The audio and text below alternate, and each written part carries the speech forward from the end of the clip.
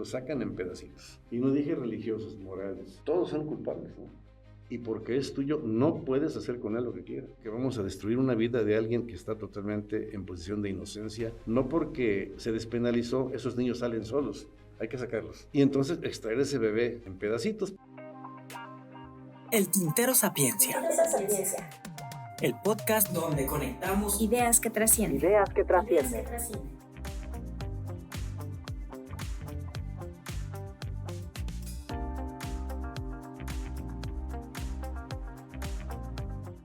Amigos, ¿cómo están? Destapamos de nueva cuenta el Tintero para continuar con este ciclo sobre salud y vida con la parte número 2 y abordaremos el tema del aborto desde la perspectiva médica, psicológica y el punto de vista ético. Es por eso que volvimos a invitar al doctor Jesús Castillo Pacheco para que nos hable sobre este tema que pues está de moda, por así decirlo, desde hace mucho tiempo. ¿Cómo está, doctor? Bien, gracias a Dios. Aquí otra vez agradeciendo su invitación y esperando que lo que comentemos funcione y le sirva a muchas personas para orientarse un poco más.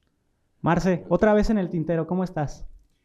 Súper bien, también contenta aquí con el doctor nuevamente para que nos resuelva dudas sobre todo este tema, como tú bien dices, Memo, que es controversial y que está hoy en día muy en boga.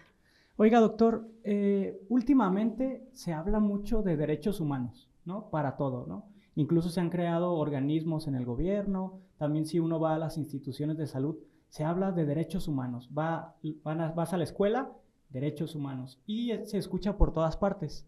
Pero pareciera que en el tema del aborto hay otra perspectiva, ¿no, Marcela? Para mí esto es contradictorio porque el primer derecho, bueno, que tenemos todos los seres humanos, a mi punto de vista, es la vida. Entonces, ¿cuáles son las implicaciones éticas del aborto, doctor? Mira, en este caso es interesante hacer nada más un pequeño recordatorio de lo que platicamos la vez anterior en cuanto a la presencia de la vida humana entre nosotros, ¿no? Una vez que un ser humano es concebido, pues no es un humano en potencia, no es una persona en potencia, es una persona de hecho, es un humano de hecho. Puede ser en potencia a los siguientes meses un recién nacido, puede ser en potencia un niño, un joven, etcétera, ¿no? Pero de hecho humano lo es porque ya demostramos la vez anterior en qué consisten esos argumentos para fijar perfectamente el concepto. Y una vez que la vida se presenta, el primer derecho que existe es precisamente vivir. Una vez que se concibe un ser humano, ese ser humano tiene el derecho a vivir. Se lo da la propia naturaleza y se lo da la ley como se determina por ahí, ¿no? De repente, ayer comentaba con mis alumnos en clase respecto a este tema y les decía que un bebé que es manipulado a nivel de embrión, pues se pone en riesgo su vida y estamos poniendo en riesgo su derecho a vivir. Y es el detalle, que el primer derecho humano que existe es el derecho a la vida. Si no hubiera humanos, no hubiera derechos humanos. Incluso se habla que desde los primeros meses ya sienten, ¿no? Claro, el bebé tiene una posibilidad de desarrollo del sistema nervioso, sobre todo la cuestión sensitiva, a medida que va creciendo en el útero materno.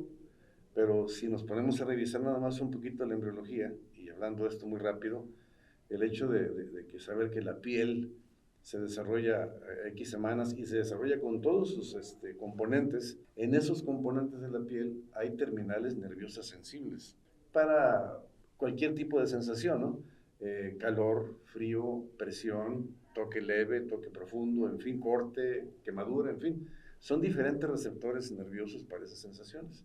Entonces el bebé, a medida que va creciendo y desarrollándose, va desarrollando también algunas sensaciones. Si en un ultrasonido vemos que un bebé de 5 o 4 semanas se está moviendo, quiere decir que ya tiene sus huesitos, sus músculos y su sistema nervioso en desarrollo avanzado, porque ese es el sistema locomotor en función. Y si se está moviendo, lógicamente que también está sintiendo. Claro, a su nivel de desarrollo, pero sí siente, sí tiene sensaciones. Y entonces, ¿por qué cuando se habla otra vez de nueva cuenta, volviendo a lo de los derechos humanos, pues pareciera que en este tema solo habría una parte, ¿no? Se habla de los derechos humanos, por ejemplo, de la mujer, Y por eso queríamos saber las implicaciones éticas, ¿no? de un aborto, porque al final de cuentas, como usted dice, se está hablando de una vida humana. Claro, y tiene muchas implicaciones en este sentido. Lo primero es el hecho de pensar si es que es un aborto intencional, de pensar premeditadamente, alevosamente y ventajosamente sobre la vida de ese niño inocente que no tiene manera de defenderse. Pues ya todo eso arrastra una serie de implicaciones éticas de quien lo propone, de quien lo autoriza, de quien participa, tanto la madre como el profesional que sea que vaya a practicarlo. Todos son culpables, ¿no? Todos tienen implicaciones éticas en ese sentido. Y la mayor implicación es el hecho de terminar con una vida humana inocente. Ok, doctor, y en cuanto a las afectaciones que puede implicar el realizarse un aborto, en el caso particular, no solamente físicas, sino también psicológicas, ¿qué nos pudiera decir al respecto? Existe una situación que no mucha gente conoce, pero que existe, está publicada, está bien soportada, incluso científicamente, el hecho el síndrome post-aborto.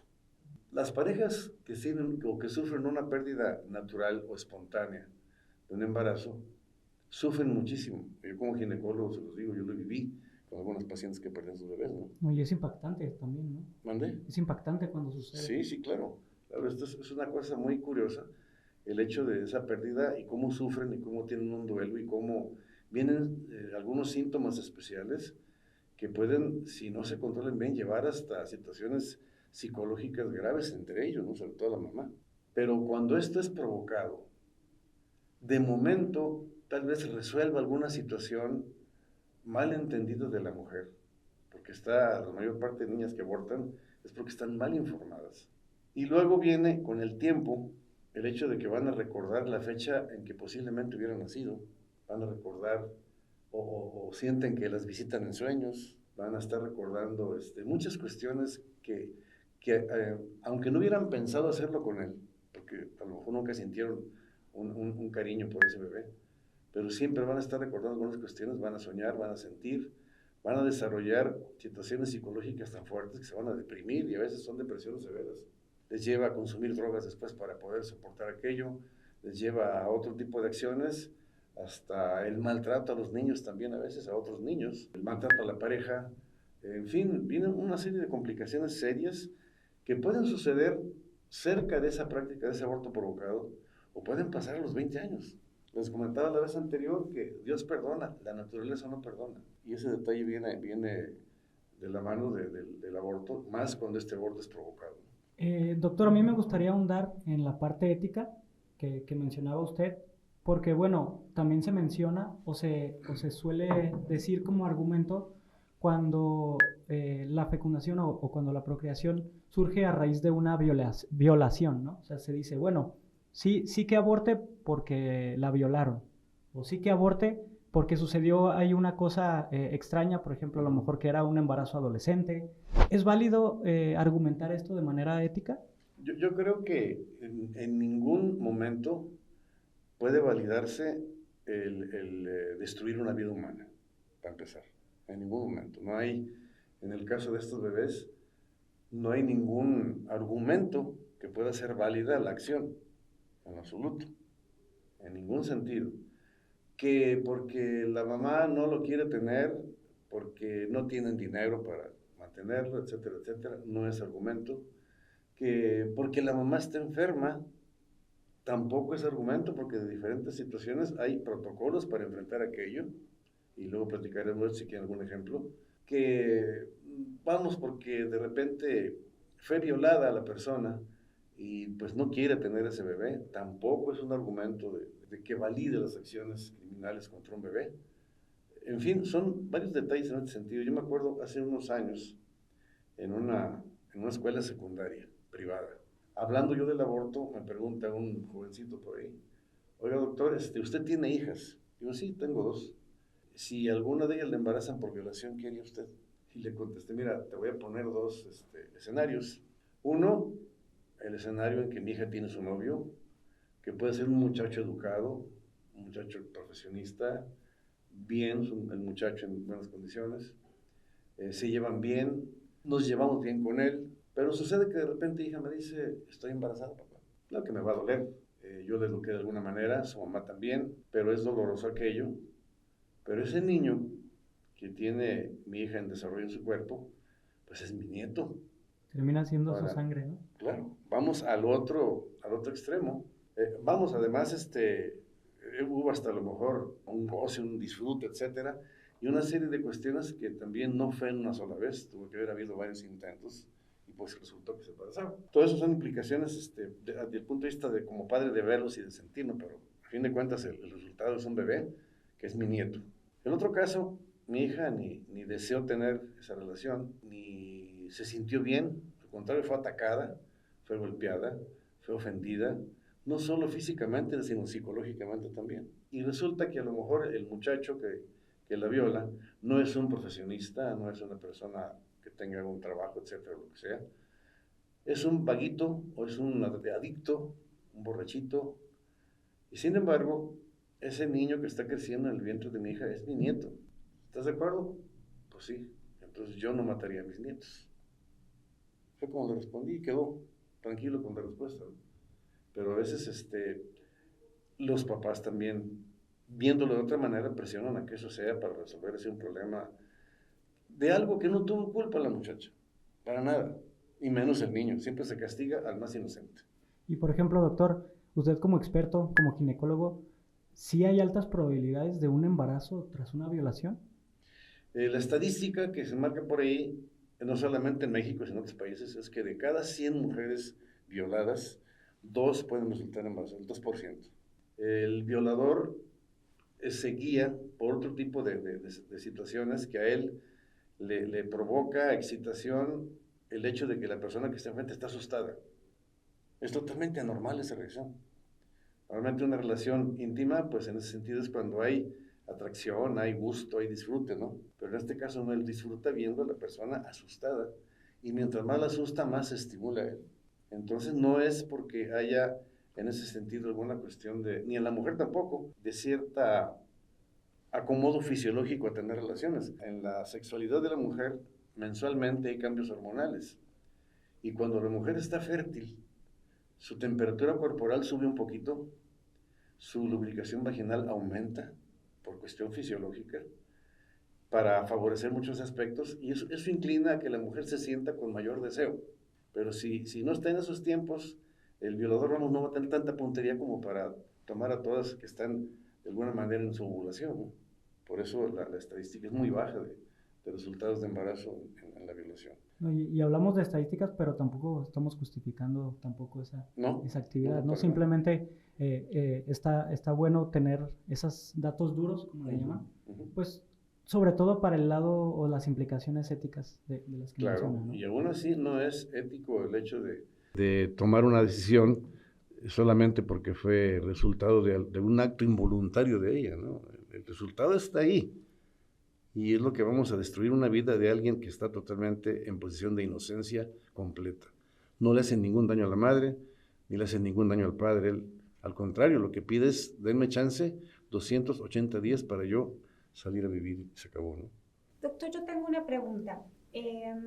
Ahorita hay hasta blogs en internet donde las chicas que quizá hayan practicado esto dan su testimonio y dan a entender como que si el aborto es seguro.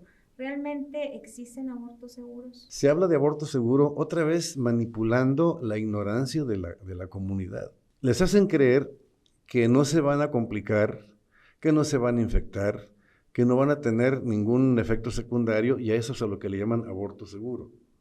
Porque normalmente las chamaquitas asistían a profesionales, o no profesionales, la verdad, pero que no observaban ninguna regla de higiene, y la mayoría de ellas salía infectada, con infecciones tan severas que llegaban a perder hasta su matriz por ese resultado, ¿no? Entonces acá les quieren dorar la píldora diciendo que el aborto seguro es ese. Sí, claro, pero yo también le puedo decir que sí hay una seguridad, que el que se muere es el niño, segurito que se muere. Ahí sí, y que lo manejen así. Ella a lo mejor la van a salvar, pero el que seguro se muere es el niño. De ahí en más no se acepta ninguna palabra de seguridad en el aborto más que eso. ¿Nos puede platicar qué es lo que sucede durante un aborto? ¿Es una cirugía? ¿Qué es lo que sucede? El aborto... ¿Qué pasa tanto con la madre como sí, claro. con el bebé? Cuando es provocado el aborto, hay que inducir de alguna manera las contracciones del útero. Y si esto no responde espontáneamente con tratamientos intravenosos, entonces procede a hacerlo forzadamente. A la paciente se le coloca en un quirófano, en posición ginecológica, con instrumentos médicos que están hechos para salvar vidas y hacer diagnósticos.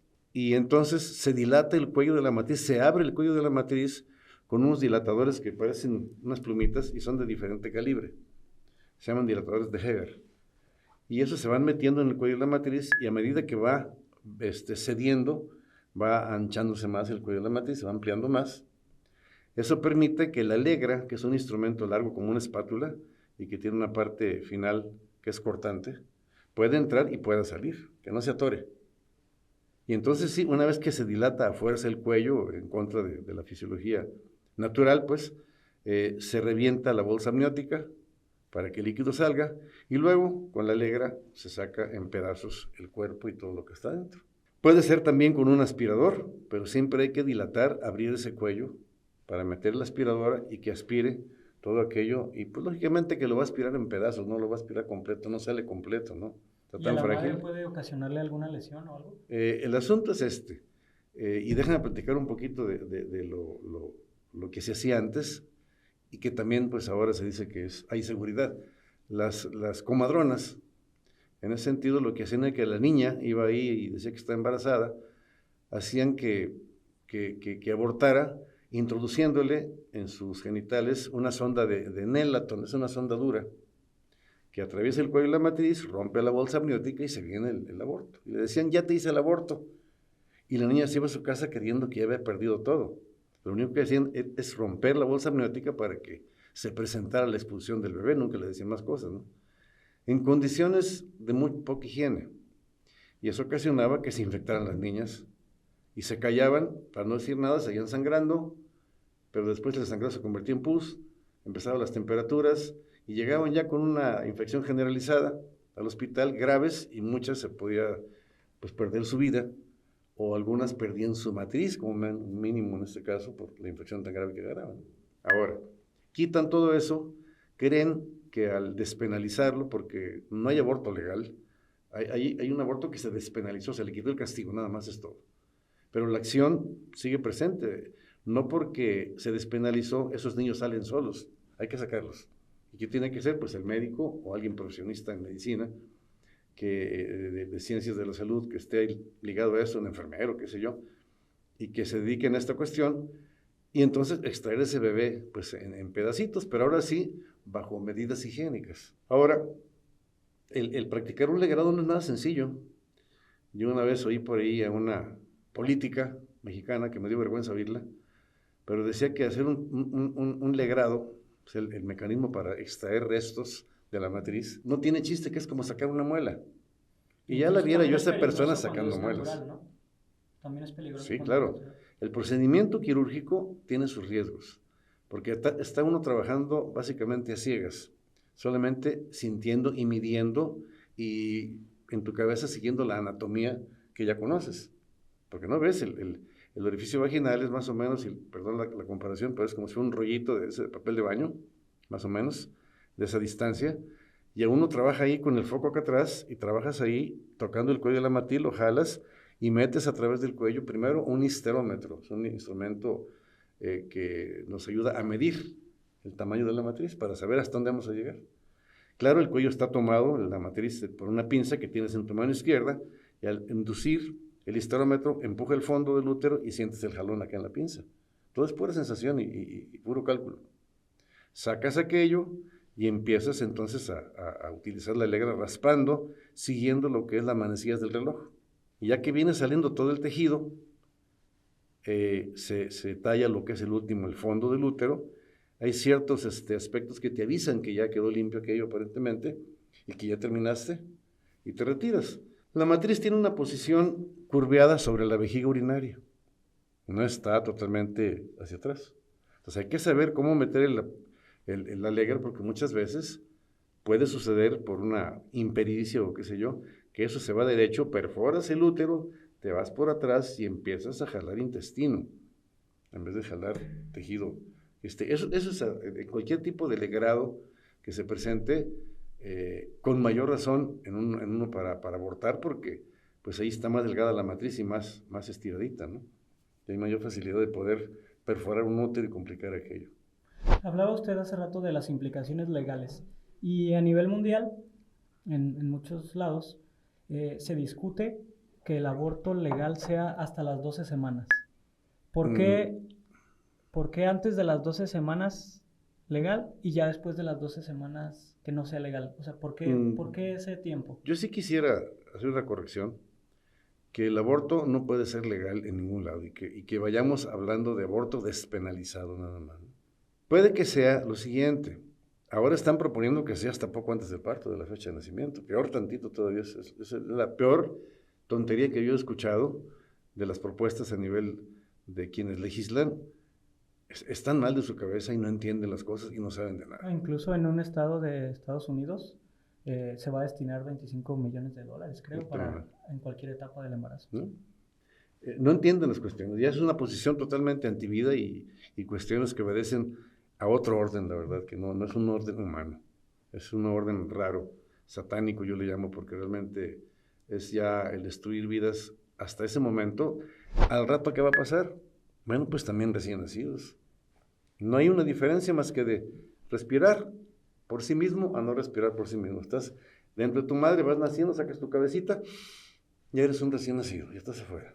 Segundos de diferencia, a como lo quieren hacer. Pero lo que tú me preguntabas en este sentido, hay que ver que entonces nada puede legalizar un aborto. Como lo quieran poner, no es legal. El hecho de destruir una vida no puede ser legal nunca. No puedes tú, a través de actos malos, hacer algo bueno. ¿Sí? Entonces no es correcto que se trate así como tal. ¿Qué pasa? El hecho de las semanas. El bebé está bien formado desde la 8ª semana. De la 8ª a la 12ª le quedan solo detallitos en su desarrollo. Que la pestañita, la ceja, etcétera, cosas más simplitas, ¿no? Pero en adelante ya solamente le queda crecer. Y la fuerza suficiente que el bebé tiene para hacerse sentir, para que la mamá perciba sus primeras pataditas, más o menos se da entre la semana 12 y la 14. Que viene siendo los 3 meses. Más o menos, un poquito más de los 3 meses. Entonces ellos dicen, bueno, mientras la mamá no lo sienta, pues no es nada.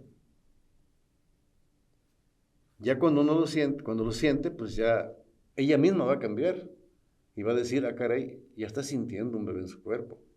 Por eso les urge que sea en ese tiempo, pero ahora ya se les fue todo el camino, vieron que no funcionó por ninguna manera el que no hubiera nacimientos, ni con anticonceptivos, ni con abortivos, ni con caminos de aborto, ni con abortos directos, ni mucho menos. Ahora entonces, aunque nazca, pues hay que llegar al término, o no dejarlo que llegue al término, aunque le falten 3 semanas, 2 semanas, 15 días, afuera.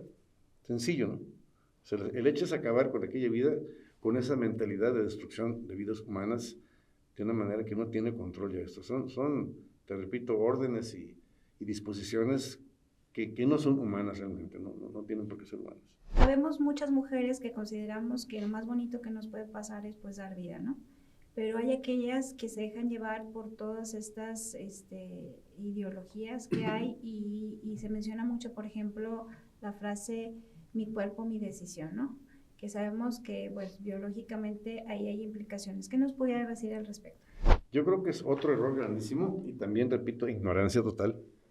El hecho de decir, mi cuerpo es mío y hago con él lo que quiera.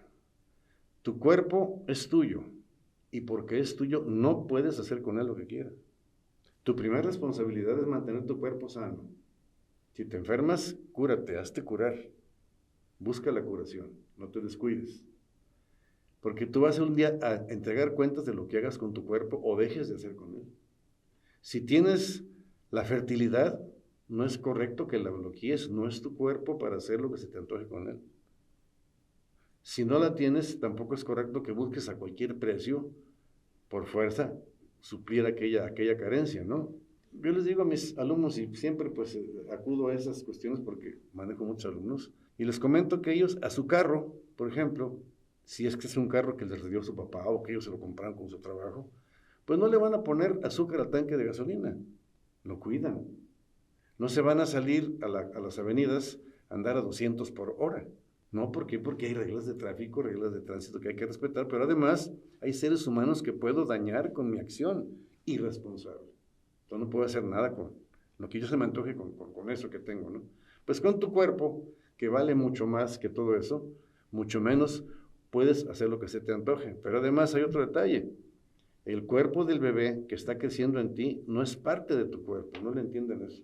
No es un apéndice, no es una prolongación o un alargamiento no.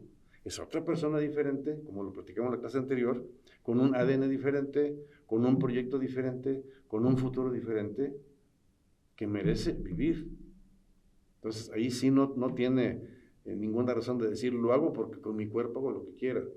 Ni con tu cuerpo puedes hacer lo que quieras, y mucho menos con el cuerpo de otro que no te pertenece y que solo te pide 280 días para crecer. Y que además tomó control de su embarazo el mismo. Entonces, eso es un detalle muy interesante que hay que corregir en las jovencitas, de que no es el hecho de que tu cuerpo, hacer con él lo que tú quieras, ¿no? Es todo lo contrario, hacer cosas buenas y responder por lo que vas a hacer con él. Tienes una gran responsabilidad con tu cuerpo. De manera natural, usted como médico nos puede decir si hay alguna cuestión biológica que pueda llevar a la mujer al aborto. Una cuestión involuntaria, como una reacción de su cuerpo a aquello. ¿Y que eso induzca su voluntad a realizar un aborto? No, yo creo que eso definitivamente no. Lo que pasa es, puede haber enfermedades agregadas en ella que terminen con una pérdida de un bebé. Por ejemplo, hay un caso, no sé si lo comenté la vez anterior, pero que lo tuve también en consulta, donde la señora perdía bebés con frecuencia, cerca de los 4 o 5 meses. Perdió 3 o 4 niños. Y eso nos dimos cuenta cuando lo estudiamos, lo que se llama incontinencia de cervix, el cuello de la matriz, algún problema muscular tiene que se afloja en cierto momento por el peso del bebé y sale el bebé muy prematurito, ¿no? Y eso tiene tratamiento quirúrgico de alguna manera y puede manejarse y puede tener embarazos después, claro, con muchos cuidados, pero llegar a término. Sí, pero no es que ella lo esté deseando. Y era muy curioso porque la esposa me decía que la esposa los echaba para afuera. Así me decía, es que ella los echa para afuera. Digo, a ver, ¿cómo es esto? Sí, pues hemos tenido 4 y los echa para afuera. Pues ya cuando lo estudiamos, ya le expliqué yo, no es que ella quisiera hacerlo. Su cuerpo cedía solo a una flacidez muscular en el cuello, que se soluciona con una cirugía temporal, y que cuando va a ser el término del embarazo, se corta aquello y el bebé viene, no hay problema. Esa es la única razón que pudiera ser, pero que no lo está deseando la mujer, para nada. Y en ningún caso hay algo químico, algo fisiológico que le empuje, solamente la presión social, la presión personal, el hecho de que no lo esperaba, pero que sí hizo lo demás, que está hecho para que venga un bebé. Y entonces, como siente que le va a estorbar, es más acomodaticio ahora con la moda, con los malos consejos, con todo lo que hay alrededor, pues para perder aquel bebé que no lo quiere tener. Hay más experiencias, yo recuerdo otras personas que fueron conmigo también, no por cuestiones físicas, sino el hecho de no tener suficiente economía para poder soportar un segundo bebé. Y cuando les explicaba yo toda esta cuestión de lo que es el embarazo, el desarrollo del embrión, todo cómo sigue adelante, yo estoy tranquilo con mi conciencia porque muchas de ellas, y por así decirlo, de 10, 9, en un número cerrado, no siguieron adelante con el deseo de abortar. Y 2 o 3 por ahí me dejaron algunas cartitas después de agradecimiento, de que las hice reflexionar y que notaron realmente el valor que tenían en su cuerpo y que solamente era otra idea por otras necesidades, ¿no? Y un caso muy, que todavía me causa un poquito de emoción. Pasó así, pasó el tiempo y de repente un día me dice mi secretaria, aquí está una carta que le dejó una paciente, abro la carta, viene una carta de agradecimiento de la orientación que le di, esa carta la tiene mi esposa guardada, una foto de una niña muy bonita. Dije, pues qué bueno, ¿no? Salió adelante porque con el consejo que se le dio, con la orientación que se le dio, libró muchas dudas que tenía. Pero no quedó ahí todo eso. Después, un tiempo después, en un centro comercial, estando yo pagando mi ticket para el boleto de estrenamiento, me tocan la espalda, volteo, y era esta persona con una jovencita muy bonita. Y me dice, mire, ella es la niña a la que le salvó la vida. Yo no sé si pues así fue que platicó con ella o no. Resolvimos nuestro problema, tengo mi negocio, es mi mano derecha, estoy feliz con ella. ¿Qué más premios, dicen, que puede uno tener o reconocimientos que por un consejo, le gastaste media hora más, lograste sacar adelante aquello y el convencerles con información que no se tiene? La gran mayoría van por ese camino porque les dicen que lo que tienen en su matriz es una bola de células o una masa de células. Oiga, doctor, ¿y en dónde se puede buscar esa información, por así llamarlo, que pues explique todo eso, ¿no? Porque como dice usted, a lo mejor por desconocimiento, por buscar información, terminan llegando a donde se les da la opción de abortar, pero ¿dónde se puede encontrar? Buena pregunta. Algunos hacemos algunos escritos sobre esto, orientadores, que salen a ciertos niveles. Pero yo creo que, ¿dónde se encuentra eso? En la conciencia de cada médico, que debe educar a sus pacientes en general sobre lo que es la vida y el valor de la vida humana. Ahí está el asunto, ¿no? Hay muchos médicos buenos en ese sentido, de que están bien preparados y que orientan bien. Hay otros que carecen de esa orientación ética porque no se les dio la oportunidad o qué sé yo, y se van por el camino equivocado, ¿no? Traicionan realmente los principios médicos y los principios de Hipócrates, que él fue el que escribió aquel juramento que todos decimos cuando nos graduamos, y que lo escribió 500 años antes de Cristo, y ya hablaba él por ahí en una de sus partes, es decir, juro no administrar pesario abortivo a la mujer. Así de sencillo, o sea, respetar la vida humana. Actualmente, con algunas modificaciones, ellos dicen de todos modos, al jurarlo, dicen, juro respetar la vida humana desde su inicio, durante y hasta el fin. Y se les olvida, se les va aquello, ¿no? Puede ser también conveniencia, presiones, amenazas de perder un trabajo, no sé, alguna situación ahí, que los hacen olvidarse de sus principios buenos y se van por ese lado, porque no hay bases fuertes en ellos, ¿no? Pero la mayoría pudiera actuar informando a la sociedad, a sus pacientes femeninos, tanto el médico general como sobre todo el ginecólogo, y abrirles las opciones en ese sentido, ¿no? de lo que es la vida humana y lo que implica una vida humana y el valor tan grande que tiene la vida humana. Ahora que tocamos el tema de la parte de los médicos, hay algo que se menciona que es la objeción de conciencia. Uh-huh. La objeción de conciencia es aquella situación en la cual nosotros podemos rechazar el ejecutar alguna acción médica si va en contra de nuestros principios morales. Y no dije religiosos, morales, ¿sí? La moral y la ética son cosas que van de la mano para hacer cosas buenas, punto. Que tienen que ver con lo bueno y lo malo de una acción. Y en este caso, sí es importante el hecho de entender todo esto y pues ejecutar cosas que no vayan a ser malas, que no vayan a ocasionar ningún daño, en ningún sentido, ¿no? Muchas cosas podemos ver, podemos salvar, podemos tener en cuenta, pero siempre la acción del médico debe ir orientada a hacer una acción buena. De todo lo que haga el médico se vaya a dar un buen resultado en su paciente. Y un médico, cuando está enfrente de una mujer embarazada, ya tiene 2 pacientes por quien preocuparse. No a quién va a despedir de este mundo, de los 2, sino cuidar para que el binomio madre-feto lleguen a un término adecuado y bien atendidos, ¿no? No sé si con eso te contesté. Sí, creo más que o menos claro, duda. Marce. Sí, porque yo había escuchado que hoy en día algunas de las prácticas, sobre todo, digo, no sé si en todas las escuelas de medicina, pero como ya es algo más normalizado, es que los muchachos en algún momento de su estancia en la carrera tengan este tipo de prácticas. ¿Ahí ellos pueden ejercer la objeción de conciencia? También. El hecho es, si tú tienes una conciencia bien formada, puedes rechazar a ejecutar cualquier acción que vaya en contra de tus principios morales, te decía, y con toda libertad. Yo tengo un compañero, también otro ejemplo, que estaba haciendo su residencia de ginecólogo, y al llegar a cierto momento a pasar por el área de lo que le llamaban entonces planificación familiar, él rechazó pasar por ahí. Y les dijo a los doctores, yo no voy de acuerdo con eso que están haciendo ahí, ni con ligadura de trompas, ni con esto y esto y esto, y no voy a pasar por ahí. Y lo amenazaron con perder su residencia.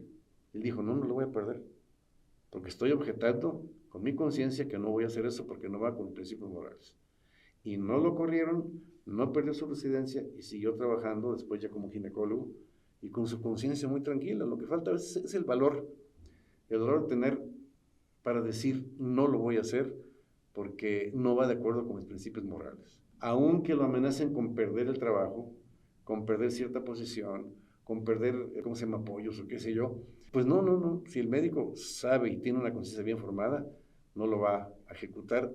Cualquier cosa, no solamente el aborto, cualquier cosa que vaya en contra de sus principios morales, no ejercerlo con sus pacientes en ningún momento. Y esto está legalmente también protegiendo al médico actualmente. Desgraciadamente, por ahí empiezan ya los rumores de que van a promover el que se elimine la objeción de conciencia como una protección para el médico, ¿no? Ojalá y no lo logren, pero van a todo.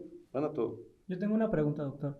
¿Qué pasaría en un escenario en donde una mujer está embarazada y se pone grave y llega, no sé, a un hospital y el doctor o los profesionales de la salud le dicen, tenemos que practicarle un aborto porque su vida está en riesgo?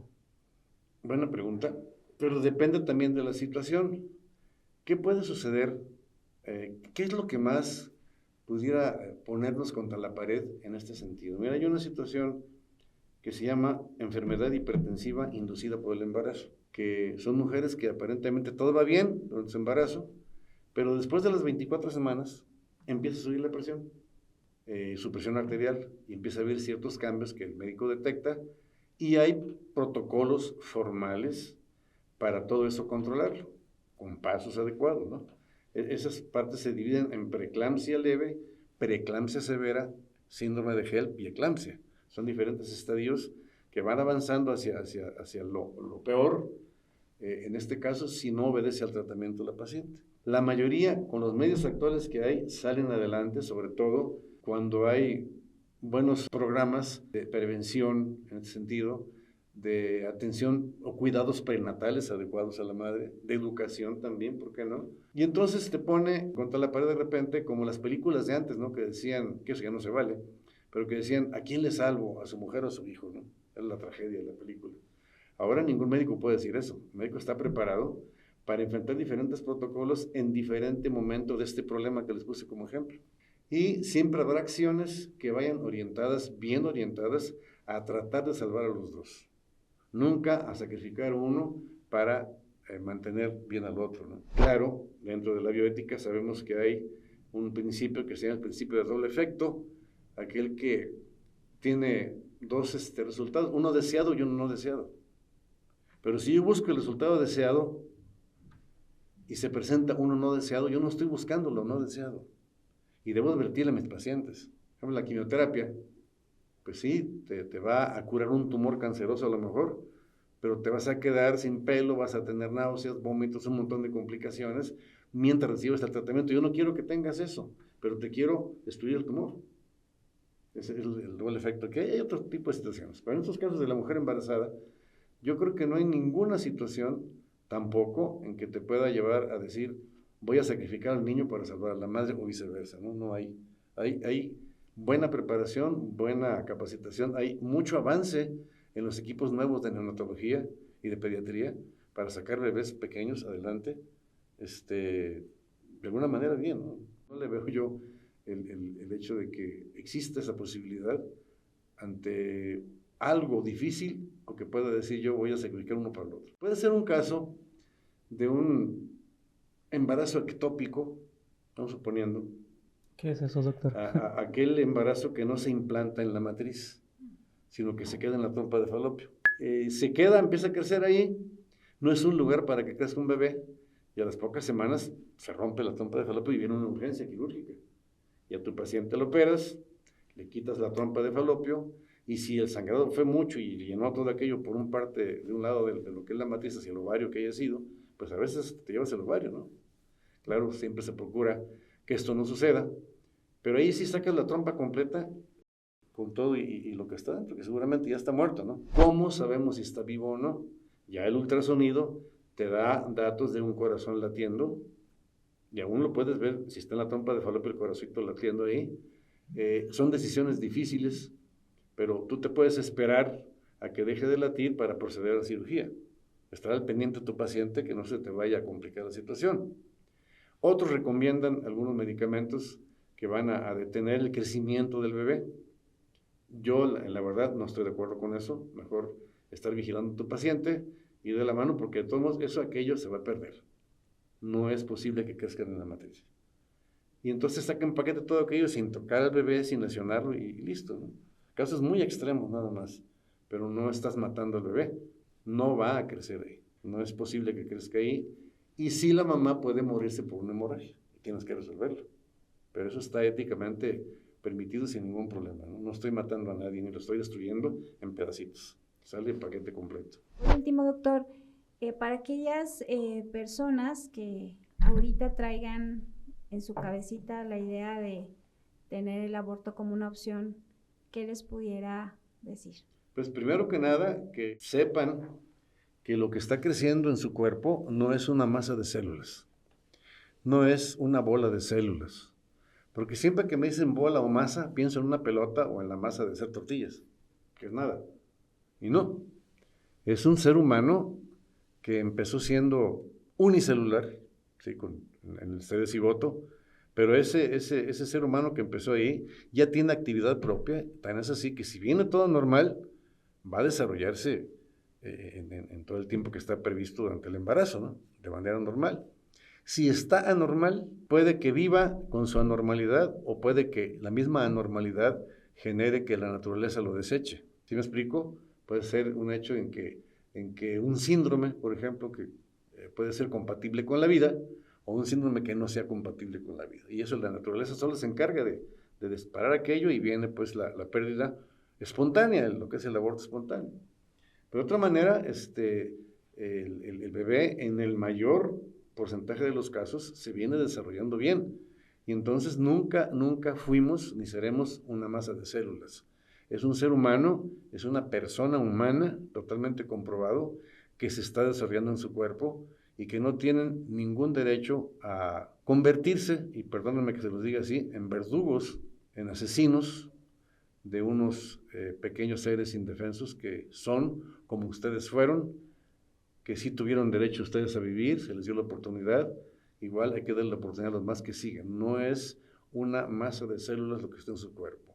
Es un ser humano vivo, un ser humano con proyecto personal, una persona humana que merece respeto, cuidados, protección, ayuda y sobre todo el derecho a vivir. Y siempre hay opciones, ¿no? Claro, las opciones más recomendadas en este caso, que no lo quieres porque fue algo que no esperabas. Espérate, no lo mates, espérate a que nazca y dale una adopción. Hay esa opción por ese lado. No lo quieres porque te violaron, no tienes ninguna culpa de nada, tú no eres culpable de nada, que no te hagan creer que tú tienes la culpa. Tú no tienes la culpa de nada.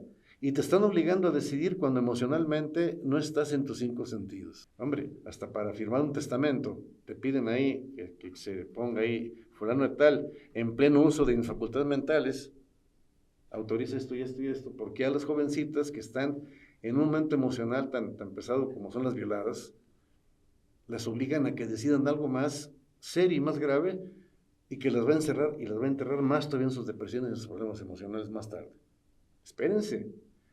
Hay que fomentar el apoyo familiar, el entendimiento familiar que la niña violada no fue su culpa, para nada, no es culpable de nada.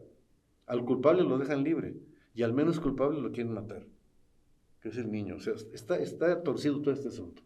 Y hay que educar bien en este sentido y hablar claro, hablar las cosas como son. Y yo creo que hablar con la verdad y con las cosas como son no es malo. Que a mucha gente les puede patear, bueno, pues ese es su problema, como lo vean, pero las cosas se hablan como son y es como hay que educar a las jovencitas, hay que propiciar que en las escuelas haya una buena educación y que en las familias haya una buena educación para la sexualidad, que es muy importante, ¿no? Ese es básico, que es difícil, claro, yo no vengo a hablarles aquí del camino fácil, vamos a hablar del camino difícil. Lo difícil cuesta, tiene valor, lo fácil no cuesta nada. No, y también aquí involucrar a los hombres, ¿no? Que si se dio esa situación, pues tiene que apoyar a la mujer, ¿no? A final de cuentas también es parte Claro. de la situación, ¿no? Definitivo. Ahí el resultado es una suma de dos, ¿no? Entonces también ambas partes. Claro, en el caso de la violación, pues el responsable no va a hacerse responsable, ¿no? Pero hay que estar también en ese sentido de ver que se tienen que apoyar unos con otros y que tienen que salir adelante, porque tan culpable es el que mata a la vaca como el que le agarra la pata. Perdón por el dicho, pero así es, ¿no?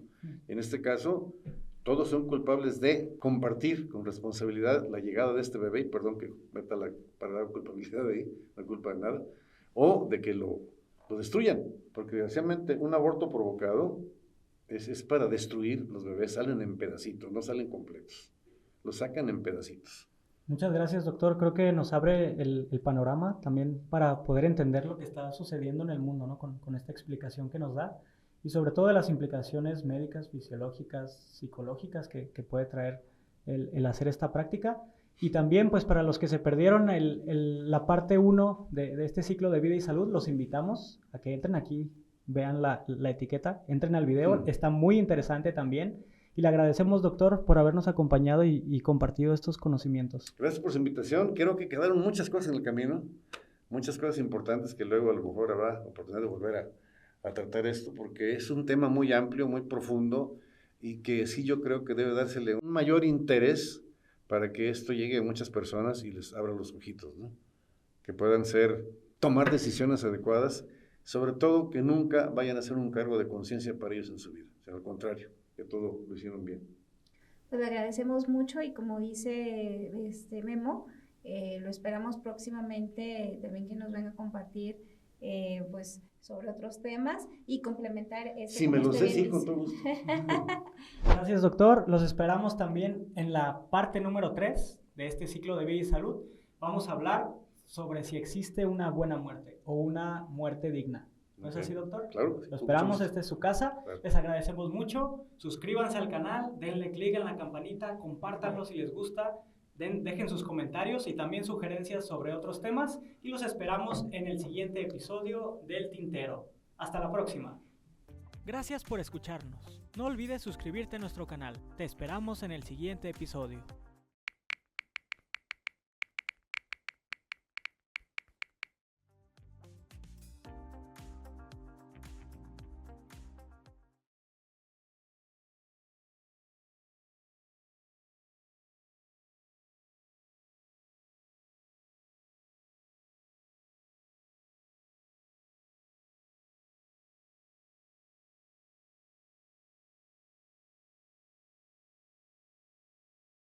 Lo sacan en pedacitos. Y no dije religiosos, morales. Todos son culpables, ¿no? Y porque es tuyo, no puedes hacer con él lo que quieras. Y es lo que vamos a destruir, una vida de alguien que está totalmente en posición de inocencia completa. No porque se despenalizó, esos niños salen solos, hay que sacarlos. Y entonces extraer ese bebé pues en pedacitos.